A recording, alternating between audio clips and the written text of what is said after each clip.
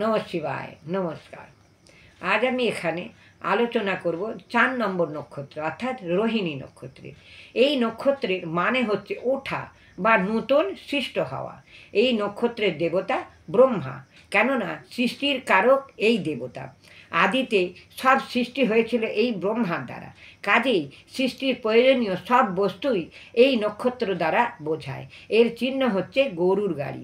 এই নক্ষত্রের অধিপতি শুক্র, যার জন্য এই নক্ষত্র সৌন্দর্যের কারণ। এছাড়া আরও প্রাচীন গাথা আছে, যাতে এই 27 নক্ষত্রকে চন্দ্রের স্ত্রীর আখ্যা দেওয়া হয়েছে। এর মধ্যে প্রধান মহিষী ছিলেন এই রোহিণী। ইনি খুব প্রসাধন প্রিয় ছিলেন। এই নক্ষত্রটির স্থান আছে বৃষ রাশিতে, দ্বিতীয় স্থানে, অর্থাৎ কৃত্তিকার 10 ডিগ্রির পর থেকে 23 ডিগ্রি 20 কলা পর্যন্ত ছড়িয়ে আছে। বৃষ রাশির অর্থাৎ এই রাশির চরিত্র বৃষের অর্থাৎ ষাঁড়ের মতন, অর্থাৎ স্থূল প্রকৃতির, কিন্তু রাগ আছে। যেখানে বসে থাকে ওখানেই বসে থাকে। এর গতি খুবই ধীর স্থির। এই জন্য এর চিহ্ন হচ্ছে গরুর গাড়ি।